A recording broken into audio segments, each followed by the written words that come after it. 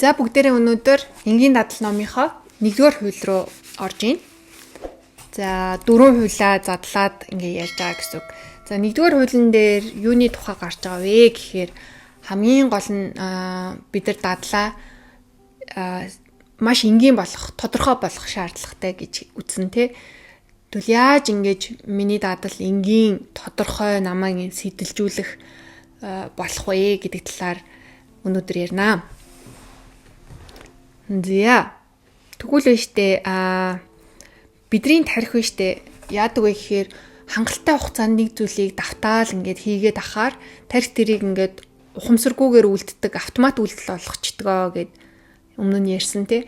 Тэрний нэг жишээ нь юу вэ гэхээр ингэснээр тарих маш энерги бага зарцуулалттайгаар тухайн үйлдэлийг ингээд түргэн хугацаанд өөрөө өөрийгөө сэтэлжүүлж автоматар ингээ хийдэг болд юм л да. Энэ нь болохоор одоо би нэг тийм луп циклд орчихно гэсэн үг. Би өөрөө ухамсартаар за би энэ зүйлийг хийх ёстой гэж өөрийгөө хүчлэхгүйгээр автоматар тэр зүйлийг ингээд хийдэг ийм тохиолдол олчихно гэсэн үг.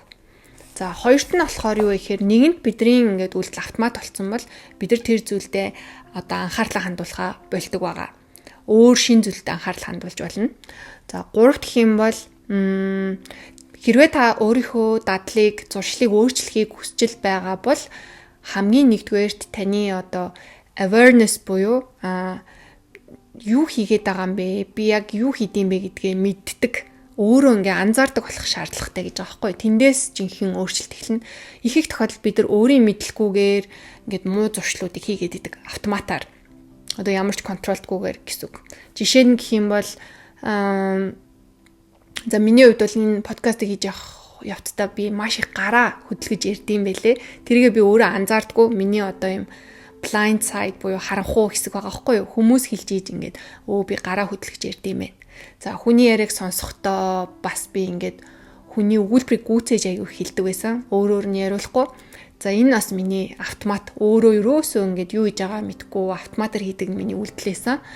Гэх мэтчлэн ингээд хүн ихэнх үйлдэлүүд маань юм өөрөө анзаардаггүй ингээл хийдэг болчтой юм байна. Тэгэхээр хэрвээ хүн дадлаа өөрчлөхийг хүсэж байгаа юм бол та өөрийгөө яг л камераар ингээд гаднаас нь танихгүй хүнийг ажиглаж байгаа юм шиг ингээд анзаарах хэрэгтэй. Энэ анзаарахаас маш их зүйл эхэлнэ гэж байгаа байхгүй юу. За энийг дэлгэрэнгүй ярина. За дөрөвдүгээрт нь болохоор pointing, calling буюу бид нар ингээд нэг хийж байгаа үйлдэлээ ингээд яг гараараа ингээд заагаад тэ ингээд за би яг одоо ном унших чинь шүү гэд ингээ хэлдэг ч юм уу. Ийм нөгөө нэг дохио хэллгүүд маш чухал байдаг. Энийг юунд ашигладаг вэ гэхээр бид нар ингээд нөгөө гэрээсээ удаан хугацаар хол явах гэж байгаа бол бид нар хэлдэг штеп. За плетгээ унтраачлаа, гэрлээ унтраасан, түлхүүрээ авсан уу гэд авсан гэд өөртөө яриад идэг. Энэ нь ингээд маш олон тохиолдолд ингээд одоо эрчим тэмцэлгээ, аюулгүй газар ажилтдаг ч юм уу те ийм хүмүүс ингээд нэг бүр ингээд дүрмэн болцсон хэрэгжүүлдэг дүрм алдаа баг гаргахын тулд хэрэгэлдэг тийм арга юм байна. За хамгийн сүүлд болохоор би зуршлын ийм нэг хүснэгт гэх юм уу өдөр болгон өглөөс ирснээсээ унтах хүртэл юу хийж байгаа ийм зуршлуудаа жагсааж өчнө. Тэгээд тэрийгээ ингээд үнэлгээ өгөөд энэ нь надад хэрэгтэй туршил юм байна. Энэ нь хэрэггүй. Энэ нь болохоор одоо саармаг те хэрэгтэй ч хэрэггүй ч зүгээр нэг зуршил байдаг ч юм уу. Ингэж үнэлгээ өгөх байдлаар бид нар зуршлыг өөрчилж болох нэ. За өнөөдөр энэ талаар та нарт товчхон ингээд тайлбарлаад уншсан зүйлээ яриад өгье. За ном маань ингээд эхлэхдээ болохоор англиар make it obvious гэж байгаа байхгүй юу. Тэгэхээр ч ингээд таны хийж байгаа зуршил маш тийм тодорхой, энгийн байх ёстой. Одоо таныг шууд сэтэлжүүлэхээр байх ёстой гэж байгаа. За энийг тайлбарлахдаа зохиолч маань нэг түүх ярьж байгаа юм л та. Нэг сэтгэл судлаач Gary гэдэг нэг хүн энэ зохиолчид ямар түүх ярьж ирсэн бэ гэхээр нэг түргэний эмнэлэгт ажилладаг эмч хүн хадам аавтайгаа цуг нэг баярт явсан юм байна л да айлынд. Ингээ явж байхдаа аавынхаа царайг хараад хадам аав нь ингээд ийм нүүрэн цайцсан, гар хүлэн ингээд ийм цагаан болцсон нэг л ийм тухгүй байгааг нь ажиглаад та зүгээр үү ингээд таны ингээд даралт чинь нэг л хэвэн биш байх шүү гэнэ. Ингээд имлэгт очиё гэж хэлээд тэгээд хадам аавынхаа амийг аварсан нэг түүх гарч байгаа. Тэгээд эндээс харах юм бол тухайн үед яагаад нүүр аманд цайдсан бэ гэхээр хадам аав нь нөгөө тархинд нь цус харвалт болоод ингээд өөрөө мэдхгүй тэгээд бараг л тэр үед яаралтай түргнээр очиагүй л амь насанд нь аюултай өөхөх байсан гэж аахгүй. Тэгээд эндээс бид нар юуг ойлгож болох вэ гэхээр түргний эмч хүн байнга одоо нэг ийм кейсүүдтэй ажилласаар агаад өөрт нь ийм бүр мэдрэмжийн суудсан автомат одоо тэр одоо тохион шууд ажиллаж штэ тархин автоматар яг яагаад гэдгийг тайлбарлаж чадахгүй ч энэ хүн цус арах гэж байна гэдгийг мэдээд байгаа хгүй. Энгийн хүн бол тэрийг бол олж мэдэх боломжгүй.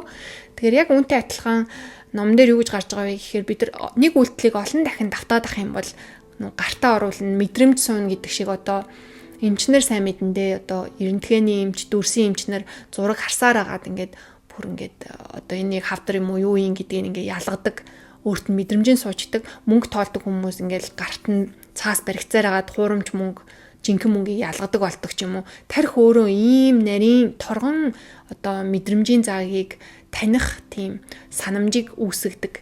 Энэ дээр үндэслээд хүн зуршлыг энэ одоо тархины чадамжийг нь ашиглаад зуршил тогтоож байгаа юм бол таны зуршил бүр насан туршийн танд ашигтай зуршил олно гэдэг. Тэгэхээр бид нар яг нэгэн л зөв дадал зуршил тогтоох гэж байгаа юм бол хүний бие физиологийн үндсэн дээр яаж ажилтдаг дээр нь үндэслэж хийх юм бол энэ нь яг сайн тогтно гэсэн утгатай болж байгаа байхгүй юу? Зя. Бас нэг чухал юм юу гарч байгаа вэ гэхээр бид нар ингээд хүний бие вэ штэ те. Хүний тарих ямар одоо чадамжтай ажилдаг гэдгийг ингээд хүмүүс дутуу үнэлдэг гэж байгаа байхгүй. Бидний бие махбод ой санамжтай. Бидний ингээд одоо тарих маань ухамсаргүйгээр маш их зүйлийг хийдэг гэж байгаа байхгүй. Жишээлх юм бол бидний одоо нөгөө төв мэдрэлийн систем болон одоо ургал мэдрэлийн систем гэд байдаг. Вегетатив мэдрэл гэд энэ хүний одоо ургал мэдрэл нь яаж явдгийг гэхээр далд ухамсар маань өдөрдөж идэг. Ухамсаргүйгээр энэ бүх үйлдэлүүд болдог. Жишээ нь би одоо агаар амьсгалыг гэж амьсгалдаггүй. Автоматар би ингээд амьсгалж идэг байгаа. Зүрх маань ямар ч ухамсаргүйгээр өдөр болгон цохилж идэг тийм үү, тасралтгүй. Хоол боловсруулах систем ажиллаж гээ. За энэ болгон ингээд бидний ухамсаргүйгээр тарих зохицуулдаг одоо мэдрэлийн нэг систем байгаа. Тэгэхээр энэ мэдрэлийн систем маань ийм их чадамжтай, бидний одоо хийдэг бараг 90% ихэнх үйлдэл маань энэ ухамсаргүй мэдрэлийн системээр зохицуулагдж идэг. Энэ чадамжийг ашиглаад хүн зуршлыг тогтоох юм бол тэр нь маш хүчтэй одоо зуршлуулж тогтноо. За тэгвэл бид нар ингээд өөрийн хийдэг зуршлыг яаж энэ автомат мэдрэлийн системтэйгээ холбох вэ гэдэг асуулт гарч ирж байгаа. Жишээлх юм бол хүний одоо өлсөх мэдрэмжтэй тэгээд одоо энэ нөгөө бидний бие дотор ингээд дотоод тохионууд ирж байгаа шүү дээ тий. За чи өлсөөдөө шүү. За дотор чи нэг юм болохгүй шүү гэл ингээл гизж хонголцоод байна гэл ингээл тохионууд ирж байгаа. Энэ болгоныг бид нэр ингээд одоо ухамсартайгаар зохицуулж чаддгүй автомат байдаг. Учраас яг энэ цохилтолгоон дээр нь үндэслээд зуршлыг тогтоох хэрэгтэй.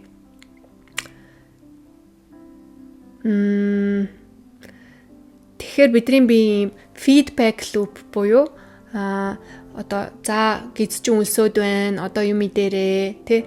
За толгож өвдөх гээд байна, одоо унтаарай гэдэг ч юм уу. Бидний ийм мэдрэлийн системд угаасаа ингээд feedback ирж идэг ийм цикл цохилтолгой байдаг. Тэр цохилтолгооных нь эсрэг та дадал тогтоож байгаа юм бол тэр чинь явахгүй. Яг энэ цохилтолгоонд нийцдэг тэрний дагуу байх юм бол илүү одоо бие физиологийн чинь дагуу учраас энэ зуршил танд үлднэ гэсэн үг.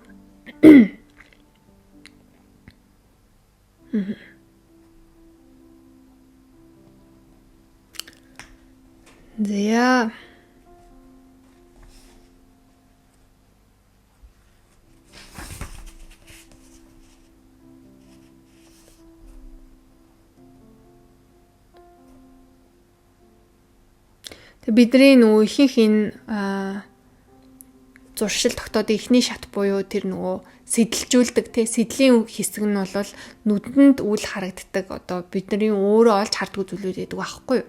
Жишээ нь одоо бид нар ингээд нөгөө каст чинь хүн дэлгүүрээс юм аваа каст чинь хүнтэй харьцдаг зүйл маань автомат болсон байдаг те хүн гэж барыг харахгүй ингээд шууд карта өгөөл ингээд автоматар харилцдаг ч юм уу. Эсвэл ингээд байнга ингээд түлхүүрээ уцаа карманда шалгадаг ийм рефлекс жиж болно. Эсвэл хөлөө ингээд хөдөлгөөд идэг рефлекс ч юм уу.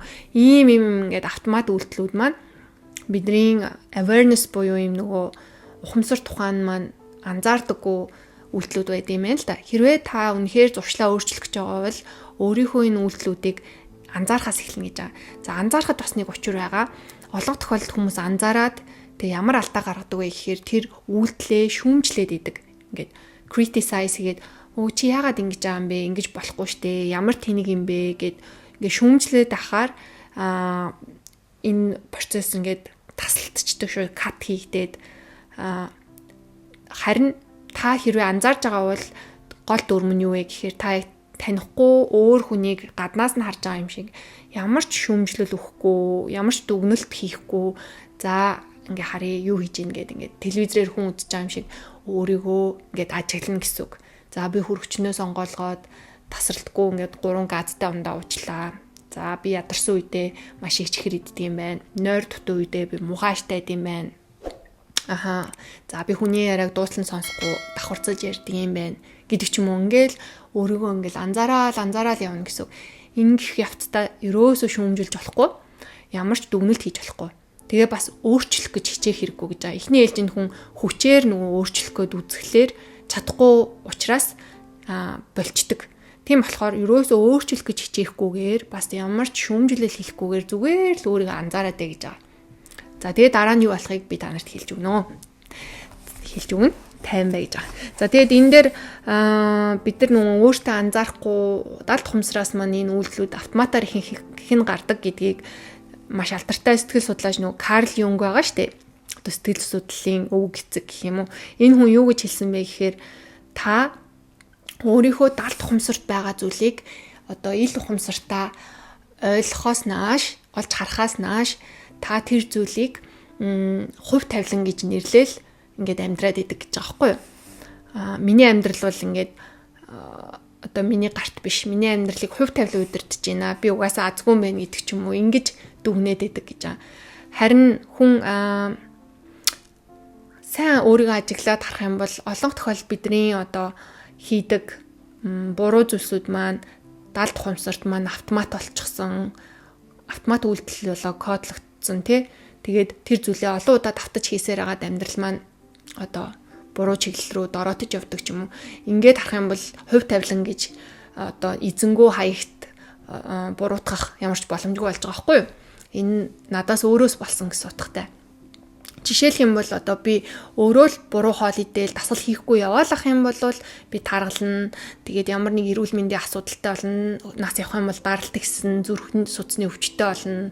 Тэ магадгүй бэлэн гомон буруу химийн одоо боловсруулсан хит хоол иддэг байсан бол хавдар тусаад би эмнэлэгт очиод ингээд хамаг олсон мөнгөө эмнэлэгт хөвтөөд тэгээд гэр бүл хамаатан саднаа зовоогоод ингээд явна.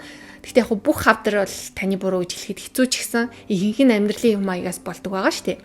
Ингэх юм бол за гэд би хувь тавилан харах биш харин миний өдөр болгон хийж исэн миний үйлдэл дадлууд өнөөдөр намайг хэн болгосон бэ гэж одоо ойлгоод өөрийн өдөр бүр хийдэг жижиг энгийн анзаардгүй үйлдэлүүдэд засснаар та хувь тавилангаа өөрчилж болох нэ.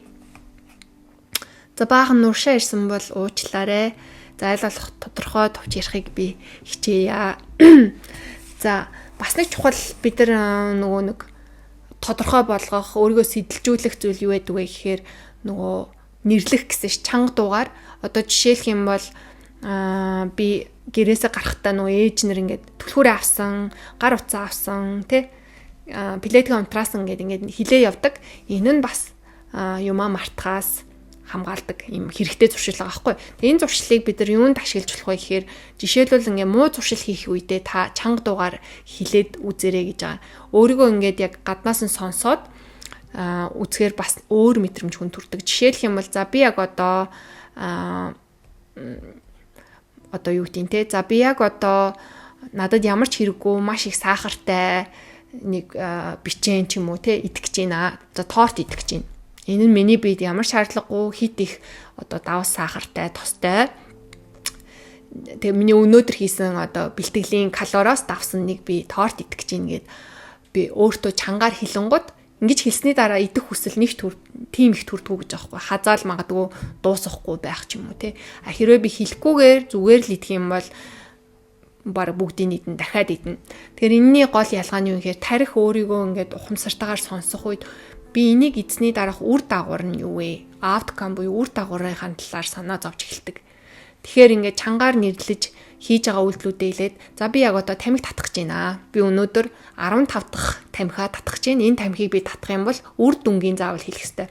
Би 5 жилийн дараа, за 10 жилийн дараа би уушигны хавдраар өвчлөх юм эрсдэлтэй тэ миний одоо дархлаа ингэж муудна. Миний арьс гоо сайхан шүд ийм шар болно гэдэг ч юм уу. Ингээд бүгднгийн үр дагаврыг хэлсний дараа тэр хүн тамхиа татах уу бас тэрийг ингээд ярьж байгаа хгүй номон дээр. Тэгэхээр мууч зуршил бай. Одоо та болиё гэж боддог зуршиллах юм бол өөртөө чанга нэрлээд үзээрэй. За би уцаа үзэх гэж шүү. Би ямар ч цагаа үр ашиггүйгээр дими ингээд скролдож 20 минут суух гэж байна. За ингээд би 20 минут өдөр болгон суугаад байгаа юм бол энэ жилд хэдэн цаг би энэний оронд одоо би 20 минут өөр ашигтай юм хийж авах гэр бүлдээ цаг гаргах боломжтой байсан гэдэг ч юм уу. Ингээд үр дагавруудыг нэрлээд тэгээ уцаа ухаад үзээрэй. За тэгээ ямар ялгаа гарах нь вэ?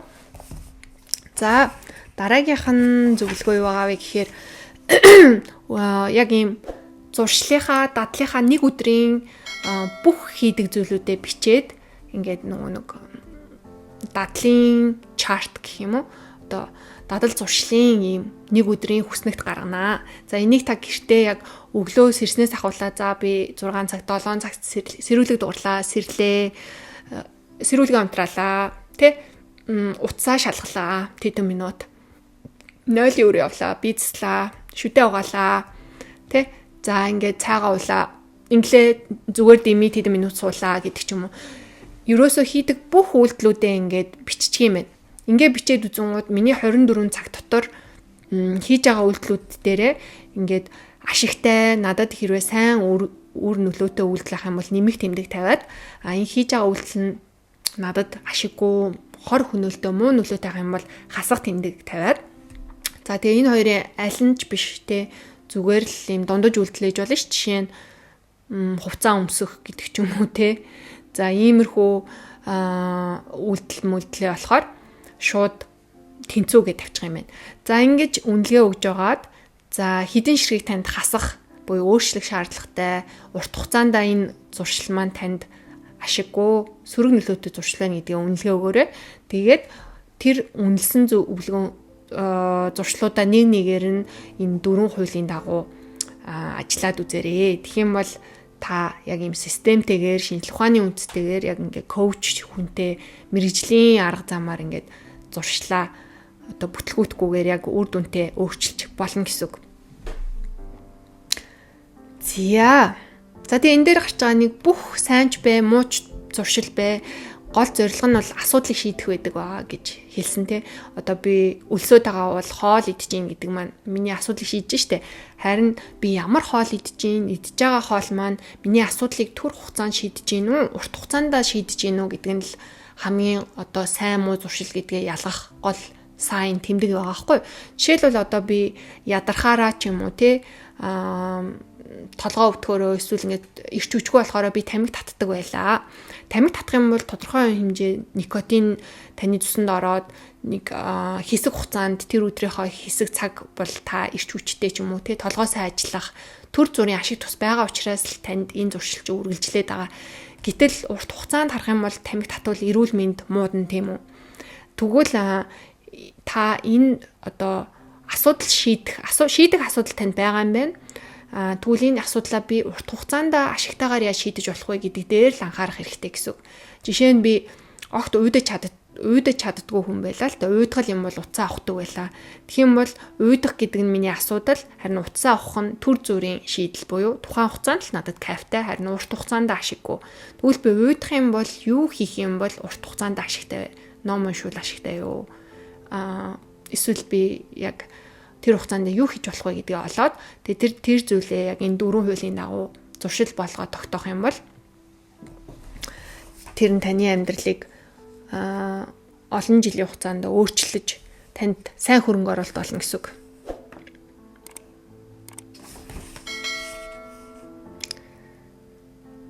За тэгээд өнөөдөр ерөнхийдөө 7 хуудас маань ингээд дуусж байна. Тэгээд дүгнэлт нь та яг энэ сүүлд ярьсан нэг өдрийнхөө зуршлыг бүгдийг бичээд үзээрэй. Тэр дундаас хэдэн хувь нь ашигтай байна, хэдэн хувь нь ашиггүй байна гэдгийг хараад таны амьдрал эх 5 жил, 10 жилд ямар байж болохыг ер нь бол дүгнж болно. Ерөнхийдөө ингээ харах юм бол эрүүл мэнд нь муутсан, эсвэл санхүүгийн асуудалтай болсон, ядуурсан хүн бол нэг өдрийн дотор тэр асуудалд болоогүй. Өдөр бүрийн залхуурал, өдөр бүрийн ингээд буруу дадлаас олж тэр үр дагавар гарч байгаа. Харин амжилтанд хүрсэн хүн ч гэсэн нэг л өдрийн дотор азар одоо суглаа хожоогүй юм бол тэр хүн өдөр болгон зөв дадал зуршлыг бий болгосон тэр зүйлээ яг л өдөр болгон юу ч болж ийсэн хийдэг. Тийм байсан учраас л тэр хүмүүс юмыг хийж бүтээж амжилтанд хүрсэн байгаа.